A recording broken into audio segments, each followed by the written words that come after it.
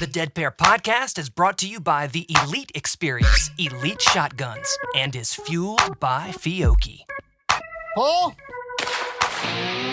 Welcome to the Dead Pair Podcast, coming in hot with everything you want to hear about sporting clays. Guy Fieri. How are you, gentlemen? Thanks for having me. Anthony Matarese Jr., how you doing tonight? I'm doing pretty well. Welcome back, David Radulovich. That's a net positive 30 minutes. Brad Kidd. Corey Cruz, thank you for joining us this evening. Now I feel awkward. With your hosts, Jason One Rambo more Red Bull for you. and Sean Alley. Woo, yeah! Christmas. Let's do it. Often imitated but never duplicated. It's the Dead Pair Podcast. And now, it's showtime. Welcome back, Mr. Largen in charge. What's up, buddy? I don't know, man. You're pulling these fast ones on me. I can't keep up with it. No, listen, he's not an in-studio guest. He was just lost and needed a battery charger. How you doing, David Radulovich? I'm doing pretty good, I gotta say. I think everything I record, I'm gonna have to steal that audio clip from you guys because I was like kind of a little tired, and then you just played that intro. Now I'm like hyped. I'm gonna be able to drive through the night all the way to Arkansas. Well, thank you to Toby Tomplay and his beautiful wife for making that intro for us. We appreciate that. He's working on a new one for us, Dave. It's gonna be a little bit more intense. Wow, I don't know if I could handle that. I'm already too intense. You're gonna feel like jumping out of the car and shooting your gun. God dang. Let's hope it's at Clay's. All right, so we planned on doing a year-end review, and it's kind of coincidental that David's here because I think we can dive into some topics that David and I have talked about on the phone. And I don't know, Dave, I think it'd be good for kind of tying it into a year-end review, you know? You and I were having a conversation about plateauing, and maybe that they can evaluate and analyze their performance from the year and dive into that if they're having a plateau problem like me. Yeah. And work on it this winter. So, yeah, what better time to do that than now? Yeah, absolutely. Before we get started, Sean Alley, we got a couple sponsors we need to thank. Elite Shotguns has been a huge part of this show this year, continuing into next year. And they've done a lot for us, and they do a lot for people that are looking for a new firearm. Absolutely. Place to go. If you need it, it doesn't matter. Doesn't have to be a $15,000 Kolar. They've got everything that'll fit any budget for any shooter, new or old. And they really work hard at making sure that gun fits before you leave, too. They do. Hopefully everybody caught our video when we were down at Nationals, and Brian Palmer explained the differences in the Kolar stocks and how you fit them and the palm swell versus the non-palm swell. I mean, the bottom line is you got to have a gun that fits you if it's going to shoot right. That's right. Of course, Fiocchi USA, we love us some Fiocchi. We hope no matter what gun you shoot, no matter where you got it, you're feeding it with Fiocchi ammunition. Absolutely. Sean and I are diehard little Rhino users, but we've been kind of experimenting with the white Rhino, Sean Alley. I'm seeing some really impressive dusting, breaking, smoke balls. We've been told you for years, you only need 1 ounce to break stuff. But you know what? 1 1/8 ounce doesn't hurt. I mean, especially with the barrel porting from Rhino. Absolutely. It does. You don't feel that recoil from that extra 1 1/8 ounce. And the only reason the extra 1 1/8 ounce looks good to us is because when us morons finally hit a target, it vaporizes it. So more pellets is not a bad thing. No. And thanks to the folks at Rhino. And I love my barrel porting. I love my chokes. That new 12, oh my God, dude. The 12 is an awesome choke. That is a very versatile close range choke for sure. If I didn't have anything but that, I could shoot almost any course with that 12. Yeah, well, you were around, David. You watched Corey Cruz win a world championship shooting Rhino 8s. Like a 8,000 choke in both barrels. Yeah. God dang. Yep. He had those made, and he shot the whole entire world championship and won it with 8s. Huh. Wow. Yeah. Atlas traps, Sean. American-made Atlas traps. If we could just, maybe we need to hit this guy beside me with the shovel and get him pointed in the right direction. Well, sometimes it takes a while for people to come around. Of course, if we're talking about breaking targets, we're talking about seeing that target really clearly, seeing it faster, seeing it further. RE Ranger. Yeah, gotta love those React lenses. And then, of course, you're going to protect your hearing. The gals from Odo Pro. Yep. Excited to have Odo Pro and Atlas Traps and RE Ranger come back with us next year. Of course, Fiocchi's coming back. Rhino chokes, as I said. And then, of course, Vero Beach clay shooting, home of the Dead Pair Blast. Yep. Bigger and better things for next year. We're talking way bigger purse than what we had this year. Yeah. Exciting things. Don't want to let you all into too much just yet because it's not official, but they've already started. Of course, if you're going to that tournament or any tournament, you're signing up on Score Chaser. Miss Casey Chase and the girls over at Score Chaser, busting you some white flyer targets, Sean Ellie. Yes. The product everybody loves to blow up. That's right, and they love to sell them to you as much as you want. I saw the social media thing that you guys put up like a couple days ago, and it was genuinely hilarious to me. You posted one of the new things of that White Flower came out with their the new bio target. Yeah, and you whoever did it on social media, the Eco Target. You guys said like the only company that makes stuff that wants you to blow it up, and I laughed so hard. Yes. How has no one ever said that before about like clay target manufacturers? That's hilarious. That's awesome. That's talk so about funny. job security. Yeah. They make them and we break them. That's right. Yeah. And of course, we cannot forget Bear Pelt. Bear Pelt has been with us for a little over 2.5 years. Really want to thank all the folks, all the rodents over at Bear Pelt. We appreciate everything they've done for us. They've been huge. And, of course, Sean Alley, they've even got a vest that fits you. That's right. Makes you look good. Yep.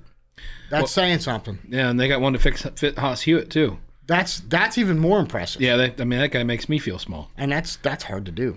Love you, Haas. Well, hey, listen, let's dive into this. So, year in review, David, we've talked about this in the past, and I think it's the time of year where people do need to sit down and analyze their performance for the year, if they're tournament shooters. And, what do they need to, what went right, what went wrong for them? So as a coach, since you're here, I'm going to pick your brain. Yeah, please. As a coach, when you have a student that does an analysis on themselves for the year, do you have them say, okay, write down everything that went right and everything that went wrong? I mean, how do you go about this with your students? So the first thing that I would say is that, I really believe in, I probably wouldn't recommend anybody doing an analysis at the end of the year, because I would hope that they were doing an analysis much more frequently than that. And because the more that you are assessing the current state of your game, the better direction that you're going to have on how to keep it within the bumpers of what you're trying to, be able to execute out on the course every single time. And so if you're doing an analysis from tournament to tournament, then that's way more beneficial than an analysis at the end of every year. But if you're at the end of the year and you're going through and trying to assess, okay, maybe I want to realign my goals and come up with a new schedule to help me accomplish them, and relook at my financial situation to see how I can invest in, whatever it is that I need to do to help me accomplish my goals or get closer towards that. At this point in my answer to your question, I've already forgotten your question. Can you repeat it? Oh my gosh, this is going to be one of those episodes, Sean.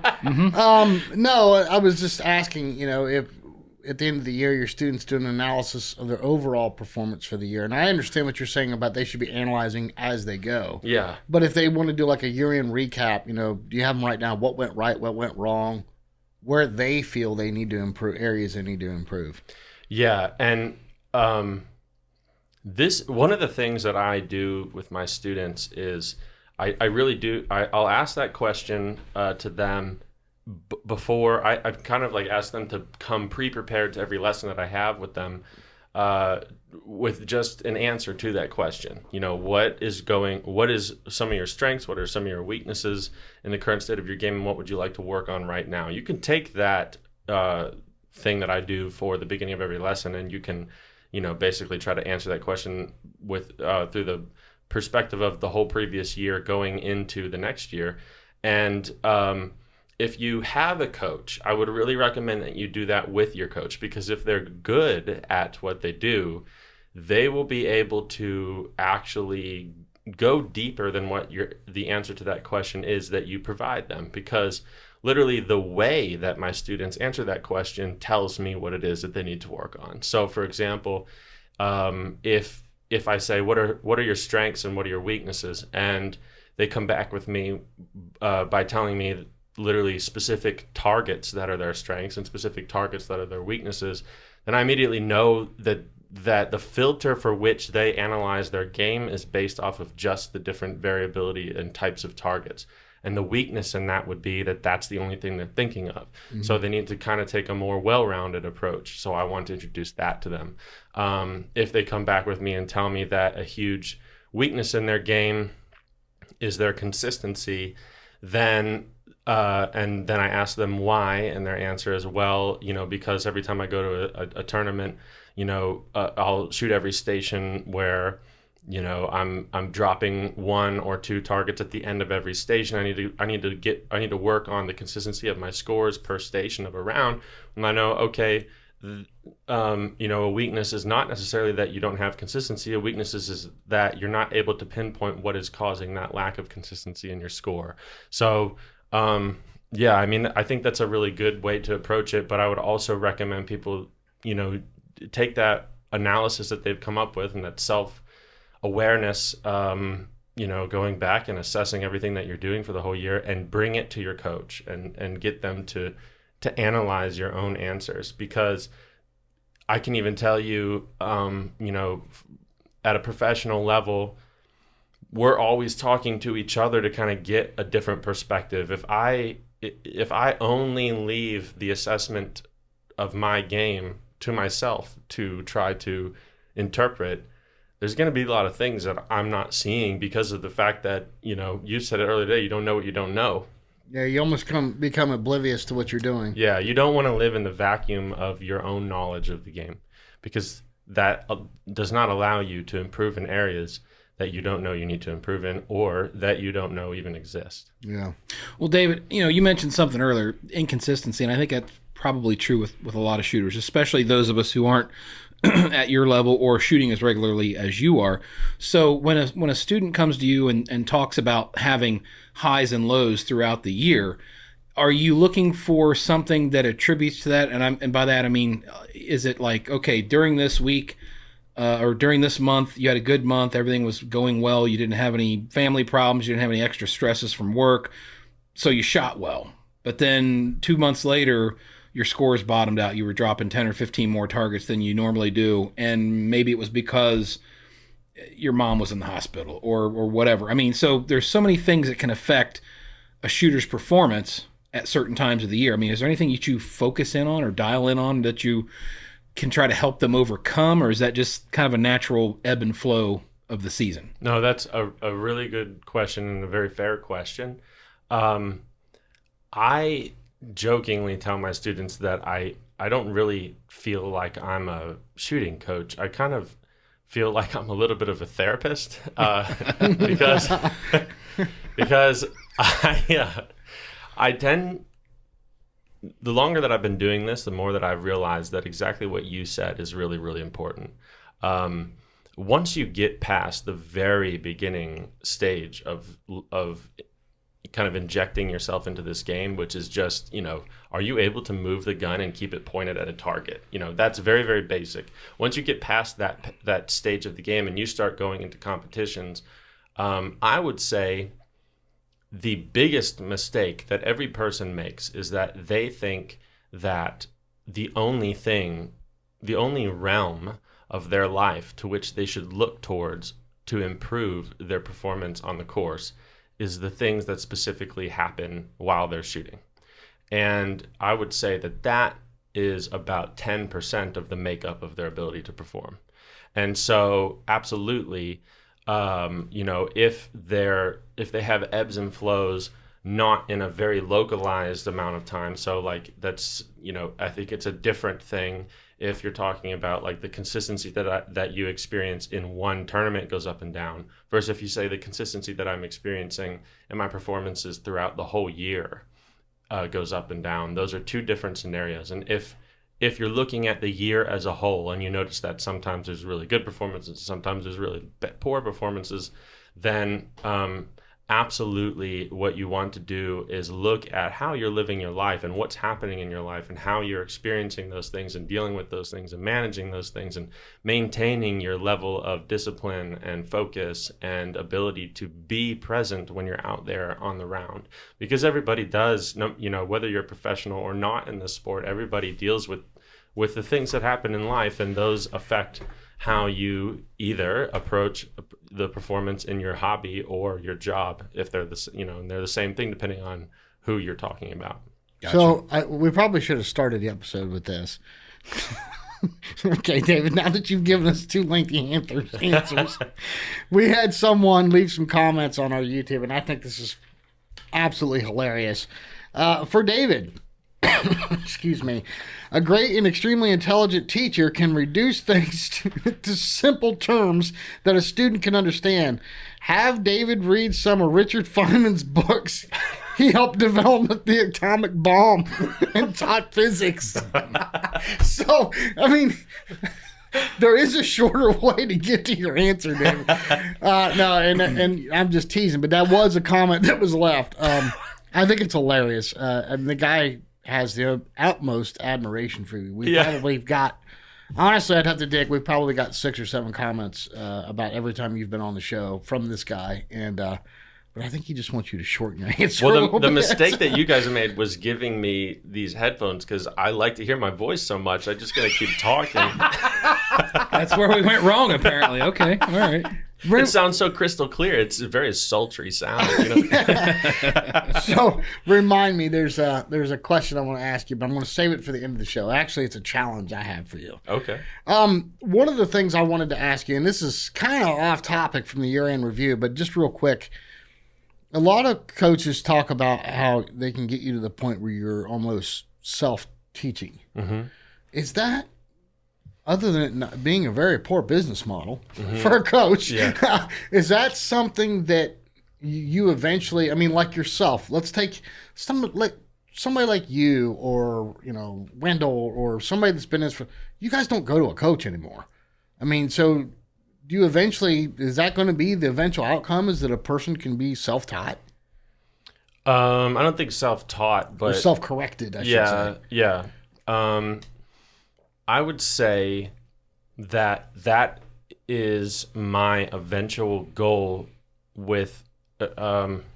not every student that I have is somebody whose goal set aligns with the timeline of them eventually getting to a point where it's beneficial for them to be able to self-correct, because you really only are going to need to be able to do that if your goal is to be highly, highly competitive in this game. Somebody who doesn't want to take it seriously enough to try to be able to win HOA at tournaments, there's no benefit to being able to self-correct, because you're not competing in a level of the game to where the skill set required to be able to self-correct is your lowest hanging fruit, so to speak. But for every student that I have, and that is not a criticism to anybody, and to anybody's tallest order of goals. Like, I personally believe it doesn't matter if you want to just be, able to shoot better in your monthly hunters tour at your local club, or if you come to me because you want to win a world championship. Everybody's goal is the correct goal for them, as long as it's not influenced by anybody else.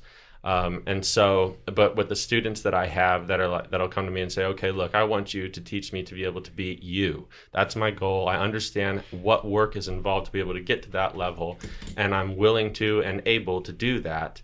Then those people eventually will need to get to a point where they can identify issues and self-correct. But the thing about that is that I know way too many people put way too much pride in their ability to do that, and they think that they can improve their shooting by being able to do that. But in the reality of it is that the level of physical, visual, and emotional self-awareness required to be able to do that effectively is one in which it literally takes you a lifetime to develop, to be able to use as a filter for this game. And if you don't have that skill set, you cannot self-correct. The filter of self-correcting your shooting by just being able to say, oh yeah, I was behind it, let me give it more. That's ineffective and not really useful at all. You need to be able to correct your ability to understand how the emotional state you're in was influencing the way you were perceiving your external environment and what that let your body movement do unintended, and if you were aware of that or not, and how, like, the level of minutia and finite detail that you start talking about when that comes into play is like, it's pretty high end, which is why it really doesn't apply to most people, in my opinion. Gotcha. Well, Sean, I want to dive into some stuff, and I want to start with you. Okay. But before we do so, we got to take a real quick break. We have a tourney talk we need to get to. It's Tourney Talk. Brought to you by Score Chaser. All right, guys, just one announcement. The World FITASK is open now on FITASK.com as well as the side events on Score Chaser. You guys get signed up for that. Everything's going to be filling up fast, and that is June 24th through the 30th at Game Unlimited, and that is for 2024. Yeah, I tell you what, that just real quick on that, that feat where you sign up for the FITASK, that is not an easy process. It is not user-friendly to use that site. No. So it's going to take you a hot minute to get through it because you have to have a FITASK shooter's card in order to sign up. So you got to build that, then go in and sign up for the. Oh my goodness, it's not. Casey has nailed the easy button. Let me tell you. Yeah, to sign up for a World FITASK, it also helps if you speak French. Yeah, it does. So, David, we're going to use Sean and I as your, I don't know, guinea pigs, examples, whatever. But Sean, if you don't mind, I'd like to talk about your shooting this year. Sure. So, tell me what went right, what went wrong for you. Well, looking back when we started talking about this show, I was kind of thinking about how things affected me this year. So, leading up to last year, I got demoted or whatever, moved back from Masterclass to AA. So I started this year off in AA. So that was one change in my shooting, which kind of, realigned some of my thoughts and goals and what I wanted to get done. Fast forwarded, went to the Jacks Links tournament, and then shortly after that, I made a gun change. Went from my DT11 to the Kolar. So that made a change. But I also think that was a good thing because it made me go back to the basics, to the fundamentals, remembering how to move the gun. And even though it was a different sight picture and all that stuff, I picked it up pretty quickly. So I wasn't too bad. And I actually punched right back up into Masters in August. So it's not like I was out for that long. But, here I am again, and I'm just kind of winding down this year. I feel like I've kind of, like you said, plateaued or maybe got a little stale here at the end. I don't know if it's burnout. I don't know if it's just the end of the year and I'm looking to hang the gun up for a while or what. But, again, I'll be in Masterclass next year, so I get to go and compete against all the big guys like so many of us do. And again, I don't have the same drive in my mind. Like when I'm in Masterclass, I know I'm going to go to the Jack Links, and there's no chance in hell I'm going to do anything against the guys that are in Masterclass. But when I was in AA, I was approaching most tournaments like, okay, I can do something here. I'm competitive. Well, welcome to the problem of shooting in the NSCA. Yeah, no, I get it, and that's what everybody has to deal with once they get to this level. But it's overall it's been pretty good. I wish I would have been able to find more time to go out and practice. Unfortunately, business kept me very busy. The podcast has kept me very busy. Me and Jason have been burning up the roads. We went to a lot of events in 2023. And we're getting ready to do more. So, I can't keep using that as an excuse, but until I find some time to be able to set aside and really... now, I will say this. Chad Roberts helped me for that 2-hour lesson I took with him when he was in town for the Ohio State shoot. That helped me tremendously.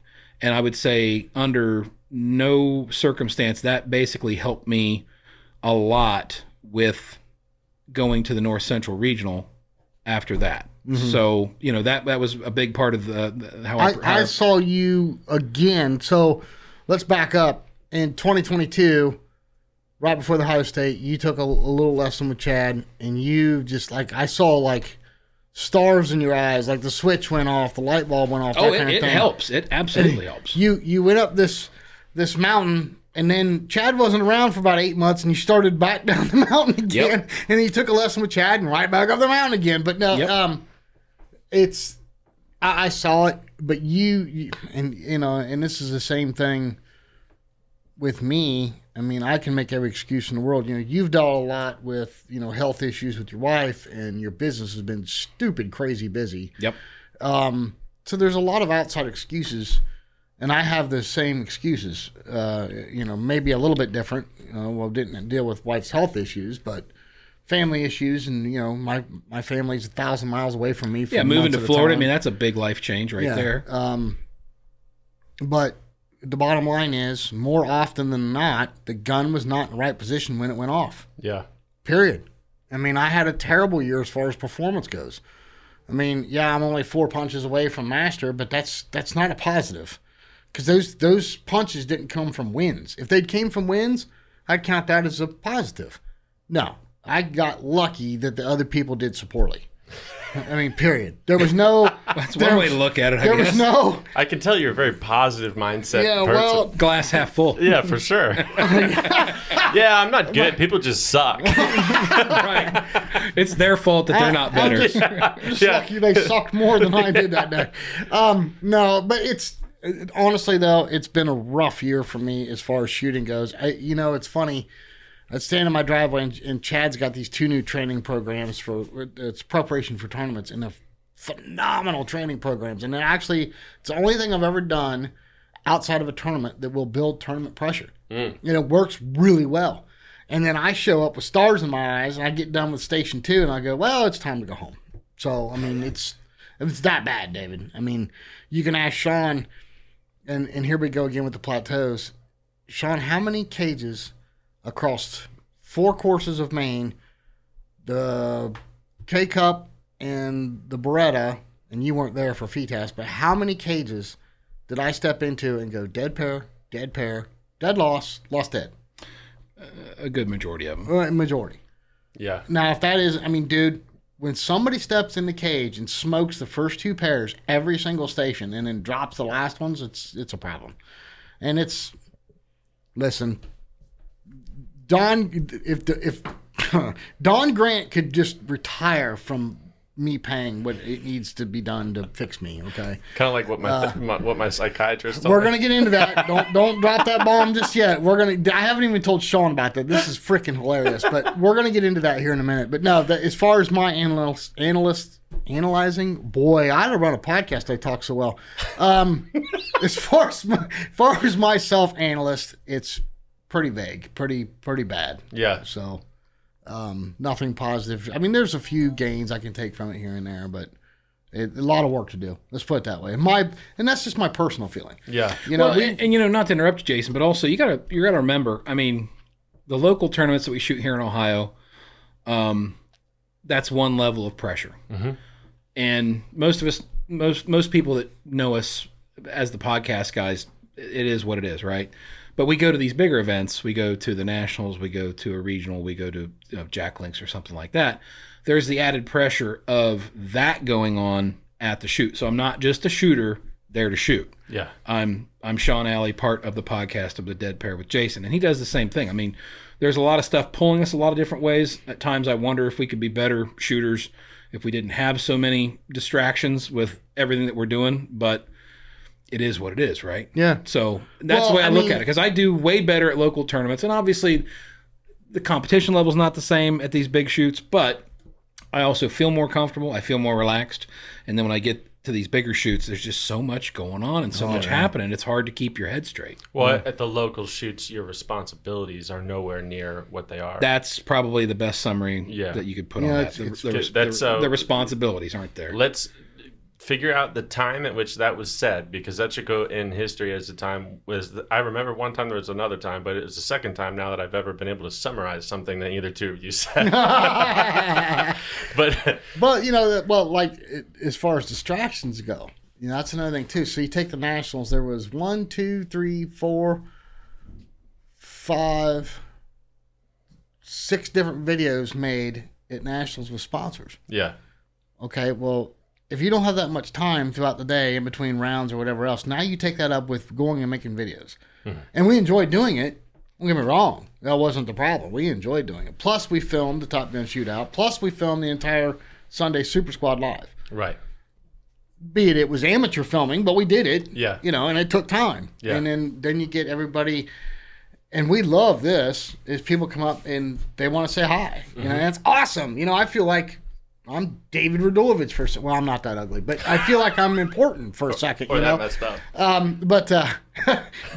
but no, it's constant distraction at shoot, and that was, by the way, I don't know if you heard it or not, but I really did commend you. Your level of focus through the Nationals was incredible. I mean, Sean saw it. He was like, "What's wrong with David?" And I'm like, he's on a mission, dude. Yeah. I mean, like, you could see it. I mean, that was incredible to me, because you're like us. You like to crack up and have a good time. And it was like, this guy's there to do work. Well, I even told you at the end of the shoot, I'm like, holy cow, man, you can shoot. Yeah, that was hilarious. Tell everybody that story real quick, 'cause you died laughing. I've never seen you laugh so hard. Well, where were we when you said that? We were at You just wrapped up the Super Squad. That's and right. we were taking you back to your car in our buggy. Yeah. And you had watched some of my round, and you know, we were just you know the round was over for me, so I was like slowly, you know, oozing out of that hyper focus mode that I was in, and we were kind of yucking it up, and then whatever we were talking about, I'm not sure, but then you made the comment, and you're like, it was really cool to watch you shoot, David, because I hadn't really ever seen you shoot like that before, and so I don't know, I was like, you know, well, what do you mean? And you're like, well, you know, you were really focused and serious, and I just thought, like, wow, okay, this guy really can shoot. and the way that you said that was so like stream of consciousness that I could you were almost like afraid that I was gonna take that wrong, but that was the light bulb went off after I said, I'm like, oh shit, maybe I shouldn't have said so that. everybody understands the basis. I almost cried laughing. The basis for Sean saying that was the last time he shot with you was at the night shoot 2 years ago, and you're like upside down over your head with one leg sitting up on the bench, and, you know, being a clown. Yeah. And so he's never really seen you take it serious. Right. And he got to watch it. He got to witness it firsthand. And You know, he I've seen you on the YouTube videos and stuff Yeah. like that, but it was just nice to see you present in the moment, actually focused on doing what you do.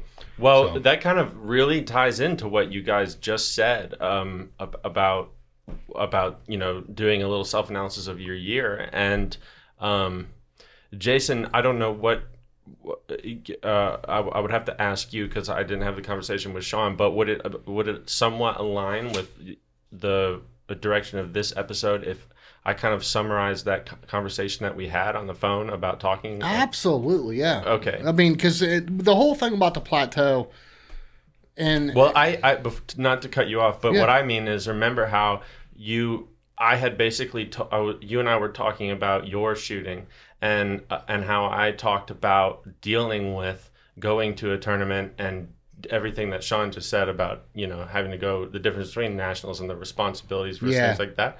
So it's okay to go into that? yeah, absolutely. Go ahead. You know, Jason had called me, I don't know, maybe like 2 weeks ago, 3 weeks ago or something. We were talking about that. And he let's back up. He actually answered the phone. Yeah. I'm getting better at that, actually. You're just getting better. Yeah. Got it. The and a little bit was to talk about what you guys just said about my shooting, like observing how focused and serious I was for the whole round.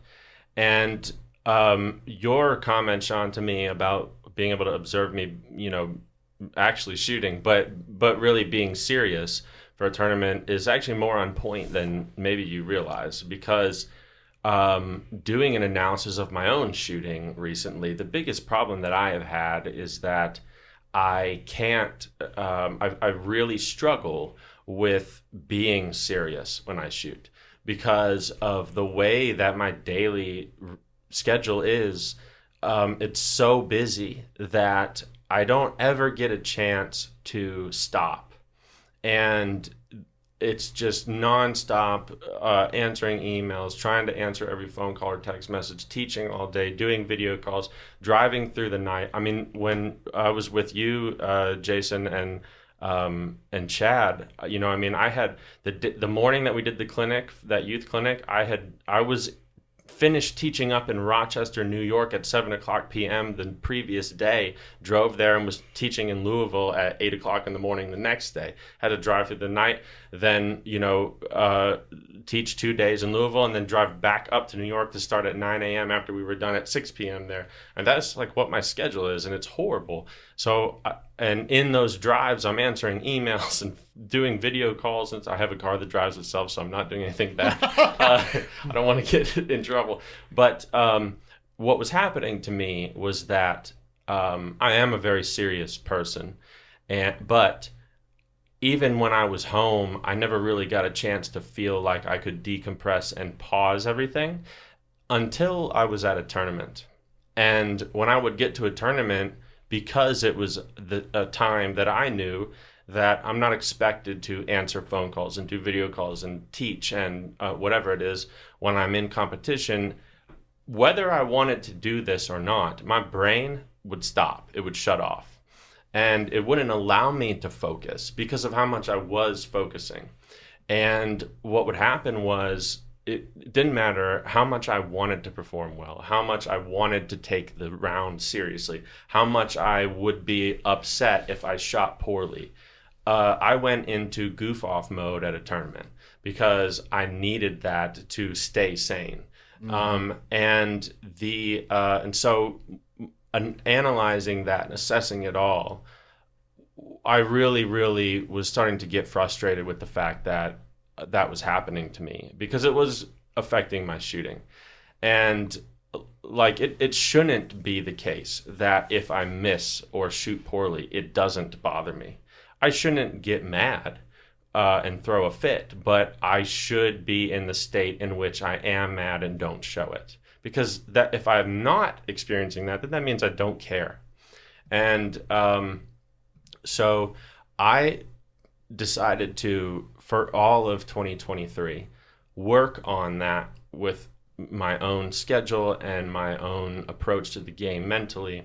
And months before the Nationals, I started taking steps to avoid any of that type of thing happening and avoid the fact that what you guys are talking about, which is that if you are a personality in this sport, you have a lot of responsibilities at big shoots. Oh, absolutely. And the problem is that it's a distraction. It's a huge distraction. But the problem is this: the people that listen to your podcast or are my students or just participate in the game that really, really, really are passionate about this game, they always go all in on the game. So they start a podcast, or they decide to make it their full life career, or they start a vest company, or they decide to end up starting a gun club, whatever it is. You end up investing yourself in the game in more than why you got into it, and in a facet in which it was not the specific reason or the specific thing that got you involved in the game, which is that at its core, you just like shooting sporting clays. And because you're so passionate about it, you get so all in on it that you end up accidentally getting to a place where you're so busy and you have all these responsibilities and you have all these people that you have to talk to maintain, sponsorship relationships, or to maintain communication with your audience, or whatever it is, that the reason why the thing that fueled the passion that you had to start the business that you have or to get involved in the way that you are gets put on the back burner. But you were passionate about it to start with, and you're still passionate about it now. And so you tend to not notice the disconnect between what things were like for you to participate in the tournament when you first started and what they're like now. And light years. Yeah. And then the other thing that happens is your expectation for your ability to perform is still aligned with what shooting was like for you before you got involved in the way that you are now. That is very well said. Yeah. And this is not just a thing that happens with people like you guys or people like me, but literally so many people, because you don't have to be somebody that started a podcast or teaches for a living or whatever. I mean, if you're volunteering to teach the youth team at your local club, I'm talking about you. You know, if you decided to get on the board for your state association, I'm talking about you. I'm literally talking about any person here that's listening to this podcast that does more in shooting than just go to the shoot and shoot. That is a massive amount of people that go to these tournaments. Yeah. And all these people will go to these tournaments and they don't understand, like, you know, I don't get why I didn't perform well or whatever it is. And they think it's just these distractions. But what it really is that you've segmented your attention and you've segmented the amount of time and effort that you have to be able to put into this thing as a whole. Yeah. But you still have the same level of expectation that you did when all 100% of your attention and effort could be put into one thing. That's very well said. Yeah, so in regards to that, real quick, I'm going to jump in here. Yeah. It means more to me to be successful in this podcast to where we're helping people than my own personal shooting does. Yeah. That being said, you talk about jumping in with both feet. Mm-hmm. Not only did Sean and I start this podcast, I quit a career making way north of six figures to start a job in this industry. That's when the shovel hit me in the head. And I sell Rainier clay bots. I'm an Atlas dealer, and you know, I build clubs and, you know, my towers and all this other stuff, right? So I got all these moving parts within the business. It's not just one thing. Oh, yeah. I'm not just selling traps. Yep. I'm doing all this stuff within the business. Now, add to it, I'm vice president of the High Sporting Clays Association. Yeah. I'm a delegate for the NSCA, you know, and now I moved my family across the country and I get to see them once a month. Yep. That, I'm going to tell you something right now. I throw it all away for my family. Yeah. Okay, period. So that makes it rough. Now we're going to show up in a tournament and try and do something. Yeah, and think that you can perform well. Yeah. So in line with what you're saying, I'm not saying I have it tougher than anybody else. I don't mean that by any means. Somebody's always got it worse. Because of your cognitive ability, probably. My what? Exactly. English? Just kidding. You know, your processing power is low, Jason. No, I'm kidding. Why did I invite this guy? Sean's just shaking his head like, oh, God. Hey, he was on time, so I'm going to give him that today. Listen, he texted me at 10 minutes till 4 and said, the GPS says 4:15, and I sent him back a meme that was like, sure, right, yeah. So, no, it's in regards to what you were saying, it is tough. And I'm not saying I got it tougher than anybody else. I don't mean that. There's people that's got it way tougher that try and go out and perform. It's very, very difficult. Well, we've all got our distractions, right? I mean, that's kind of where we were going with this. I mean, again, my level of distraction is a little bit different than yours, David, and Jason's is a little bit different than yours. But at the same time, I mean, and again, that's what I was saying. Like at local tournaments, I didn't put really any pressure on myself. I was going there to enjoy the tournament. Yeah. Knowing that I didn't have to do any interviews, knowing that I didn't have to meet or greet anybody or shake anybody's hand. So that makes sense. My head was clearer. Yep. I had more of a focused path of what I was doing that day. Whereas, yes, I can see it. I mean, obviously going to the Jack Links, going to the Nationals, going to a regional or whatever. I mean, I'm not just there to shoot. I've got to talk to this person, talk to that person, interview this person, make a pitch on this guy, whatever, so my focus is fragmented. Yeah. What I was telling Jason on the phone was that, because the way he was looking at it, he was like, but it's not as bad as what it's like for you, David, because of what you do in the industry. And what I made the point of saying was like, actually, just the facet of what your guys' life is, which is the podcast, that the hardest part for me to deal with at a tournament is managing the relationships and the sponsorships and stuff that are part of my business. It's the teaching aspect of my business at a tournament is not hard to manage because my students know not to bother me. Right. And I don't need to check in with them during that time. And so really the thing that is the hardest part of the hardest subset of my business is the 100% of the thing that you guys have to deal with, and when you're at a tournament, and so it is very hard to manage. But let me explain how that comes through in your round. Like you talked about at nationals, every stand you'd go to, and it was dead pair, lost dead, lost pair, or something. It's because of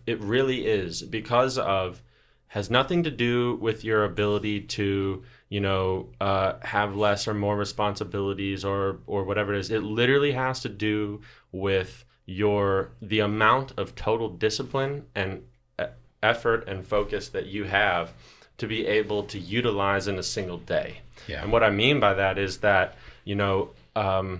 you said that this is why it ties into what you were saying, because you guys both said that you saw me in a way that you had never seen me in a tournament before in terms of my ability to focus throughout a round. I mean, I don't know if you guys were able to see me shoot a whole round there, but I don't think there was 1 second during any round that I shot where I was not, like, my face was sore by the end of every round because of how focused you had a different expression on your face. You carried yourself differently. I mean, it was not the David I was used to. Yeah. So observing that, the reason why I was able to do that, and so check this out, just a measurable, like a metric from that round, the amount of time that it took me to shoot the main event on Sunday. I have this Whoop band, and it measures all these data points. In 2.5 hours, I burned, I think, 1,700 calories. Wow. And that's a lot of mental focus. In doing nothing but shooting. It's not a physical sport. I wasn't working out. No. And so but the reason why I was able to do that and not able to do that any other tournament was because weeks and months ahead of time, I communicated to my sponsors and was like, hey, this is the time that I will be there. Don't expect me to be there anytime before or after. And I made plans for dinner for people every night. I literally scheduled my whole week so that I was able to maintain the amount of energy that I need to put into my shooting so that I could allow myself to have the expectation that I want in terms of my performance. So, and if you're going to, if you have to manage all of these different things when you're at a tournament, regardless of what you're doing, when you get to the actual round, which is the first time really that you get to be by yourself in your head, and you don't have to worry about interpersonal communication or making sure somebody's experience with you is good or whatever it is, and you can just go into your own zone. If you haven't paid attention to yourself yet, which, being the type of people that you guys are, you're going to care about how someone's interaction is with you, and you're good. And if you're tired, you're not going to let them know that. If you don't want to talk to them because you feel sick and you got a headache, you're trying to get back to the room, but someone comes up to you at your car, you're going to talk to them for 30 minutes. Yeah. Absolutely. So you're going to learn not to pay attention to the way that you feel introspectively. You're not going to feel that you're exhausted or tired or out of energy. When you get to the round, now you will. And you won't be able to put in the level of discipline and focus and intent,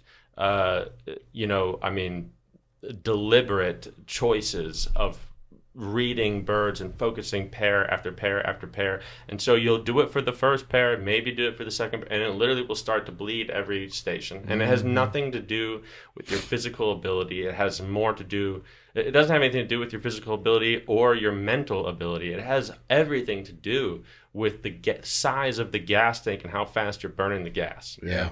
And I think that's a good assessment. I mean, because it happens to everybody. I mean, obviously, all three of us may be on the extreme side of things when we go to bigger tournaments with our responsibilities and our level of distraction, but it's no different than the average Joe or average Jill that goes to a tournament, and let's say they just got done with a 60-hour work week and they got pressures from their boss to meet some kind of a deadline, or the kids have an acrobat performance later on that day, so you can't be late leaving the tournament. So I mean, all these things come into play where you got to get the yard mode or something before it rains or when you get home. So I mean, all these things come into play, and we've seen it from all of our friends. I mean, you get distracted, and then you don't, if you don't do what you need to do to tune that out while you're at the tournament, then why are you at the tournament? Yes. Yeah. And that's what I've had to ask several times myself. It's like, if I'm not here to have fun and enjoy myself, then why am I doing this? And that's where I kind of get a tip of the hat to you, because you absolutely compartmentalized your whole entire week. Yeah. And, you by planning everything. And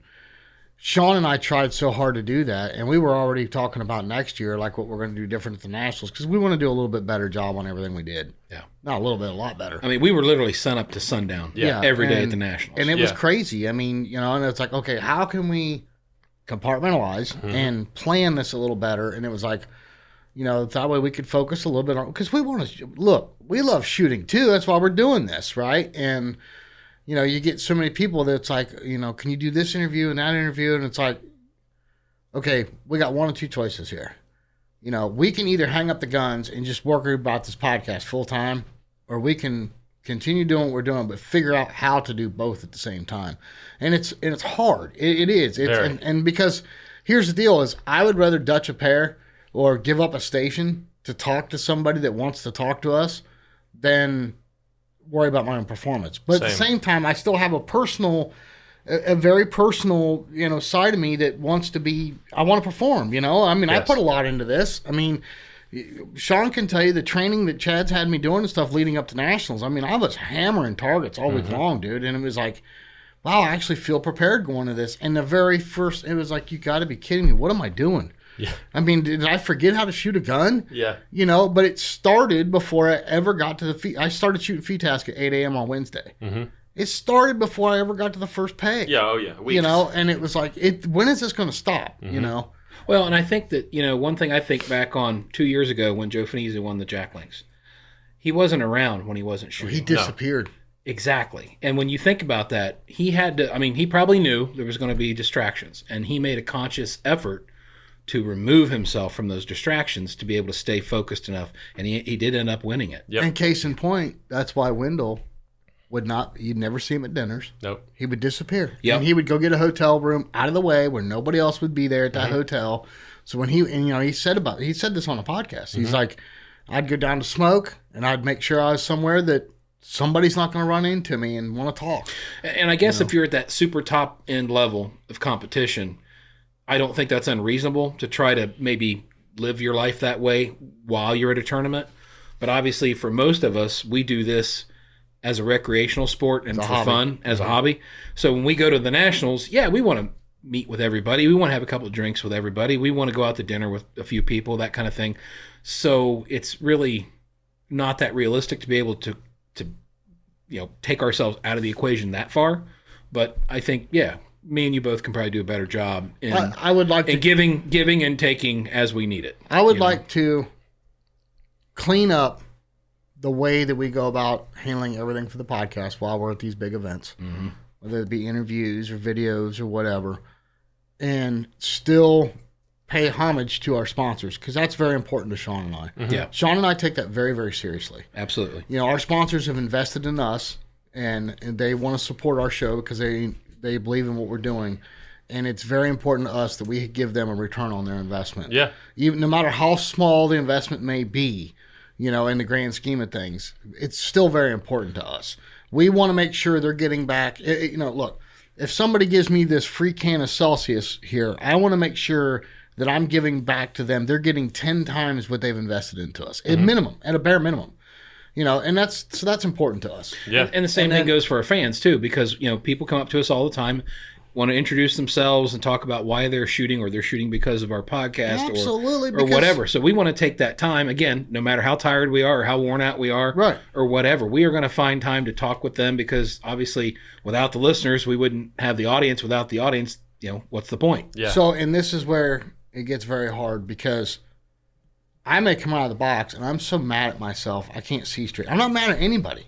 I'm not mad at anybody else but myself. Not mad at the trapper. Not mad at somebody on the squad. I'm not mad at somebody that was around. I'm mad because I know better than to do the mistakes I just made. Right? Yes. And I come out and I'm ticked off. I just threw my shells because I'm an idiot. And somebody's like, "Hey, you're Jason Rambo." And it's like, oh, no. Yeah. Wrong timing, But it's important to us, and I don't consider our listeners fans. I don't mean anything ill will by that, Sean, but we're not superstars. We're just like everybody else that's out there. It's just we have some microphones, and that's the way I always look at it. But I do want to help people. I want to talk to people. What do you like about our show? What do you not like about our show? Yeah. What, you got an idea for a guest or something we haven't talked about? I want to help people. That's why we started. We did not start this for monetary reasons. No, and not so only that, it's hard to compartmentalize. Yeah, not only that, but you don't. It's not possible for you guys to be the personalities that you are on this podcast if you're not the person who genuinely wants to have those interactions with people. You know, if you really didn't care about your audience or your sponsors, then you wouldn't be doing this. Right. Yeah. And I'm the same way. And that's actually where the problem lies. If you're going, it's not a problem in terms of who you are. It's actually a fantastic personality trait to have, unless you're trying to judge and criticize your performance in a round. Because like, I know me personally, being critical of myself, I lack the discipline to resist the opportunity for an interaction like that when I need to be focused on winning. I don't have the discipline to in the middle of a round not be fun and jovial and laugh and joke with people that come up to me and talk to me. I can't do it. I literally had to plan and this is going to sound crazy, but it's 100% true. Before the national championship even started, I literally planned and practiced how I would interact with people that I knew or I could tell wanted to talk to me if I was there. And normally, what I do is if I'm on a golf cart or if I'm walking from station to station or whatever, or down Vendor Row, and someone sees me and they wave or they look, I will wave and nod my head up and smile and say, hey. And every time, that is a very non-verbal way to invite them to come talk to me. Because I want to. I'm not consciously thinking about doing that. No. That's just how I interact. And so I had to think about, like, what's a way that could allow them to make the choice that, I should not go talk to David, because I know I don't have the discipline to say, I can't talk to you right now. So I literally changed it to where I had to very consciously, every time I saw someone or heard someone yell my name, I wouldn't say, hey, I wouldn't say anything. I would not smile. I would nod my head down and have a little wave, and I would keep walking. And literally, just by planning that little that's how much I cared about my performance in that round, in that week. I had literally planned how I would have interactions with people. I mean, that's insane. You know? Yeah. Well, okay, listen, I feel like we're just getting started here. Yeah. But the truth is we're running long. So to summarize, we've talked a little bit about doing some analysis at the end of the year. I know you want your students to do it as they go, but for those of us that are procrastinators, or we just would like to summarize the year. Yeah. We've talked about that. We've talked about the distractions or problems. Let's get back in here the next episode. I want to talk about, we never really dove into the plateau, okay, which is a very big topic. And I want to keep going on this. Sean, let's see if we can rope David into another episode, part 2. Yeah. Sean Alley, every week we tell somebody. Take somebody shooting. Get them out there with a gun in their hand. Show them how to break their clays. And I'm going to say this right now. My friend JD, our friend JD, yes, took his daughter out last weekend Kaylee? for the first time, Really? and she broke 3 clays out of 70. But those smiles, he said, were worth every bit of it. Oh, that is so Posted awesome. those videos on Facebook. I need to share that with you because you can just see the smile is a mile wide on her face. How old is she? She's, I think She's she's the same age as Jess. She's 11. 11 or 12, yeah. Oh, how 11. cool. That is so awesome. Yep. I want to get my daughter. So bad. so he was doing exactly what I said. Yeah, get somebody out there. And he said, man, we were out there forever, and she was having a hard time, but finally she broke a couple targets, and when she did, wow, you know what I mean? Just completely lit it up. So little challenge for us, Sean. Yep. Okay, this is in regards to that. Take someone new shooting, take them to a tournament. Next year, you and I challenge one person a month. We're going to introduce one new person per month to either tournaments or shooting, okay? I mean, look, you got your business group. You No. can take somebody down. I'm saying that because I've already gotten so many people involved with this, and they're already mad at me for how much money they spend, how much time they take out of their day. So it's like, you want me to bring more of that upon myself? I feel Okay. guilty. Yeah. Real quick on that, the coolest email we ever got. The guy wrote us this email cussing us for how much money he spent. He said his wife has deleted his podcast app 3 times off his phone. That was the coolest email ever, dude. That's But hilarious. he's like, I am hook, line, and sinker. I have bought guns and glasses and ammos and vests. And he's like, daggone you guys. Well, he didn't use that language, but he was like, Yeah. That's Thanks, that's an email. That's hilarious. Yeah. I warn everybody, it's a slippery slope. Oh, but you know what, though? I want to challenge our listeners to the same thing. Yeah. Look, if you love this sport as much as we do, and I guarantee if you're listening to this podcast, you love it that much. So I'm challenging everybody. 1 shooter a month throughout 2024, or 1 new person per month. Take them shooting or take them to a tournament. Yeah. And I think that this is a good challenge to have for everybody. Take them to a tournament, take them shooting. Yeah. Sean Alley, we're going to catch right back up with David next week. And until next week, let's see if David can blow this. what? He already blew it. All right, Sean, take the reins. It's all you, brother. Until next week, we'll see you all back here on the Dead Pair Podcast. Oh.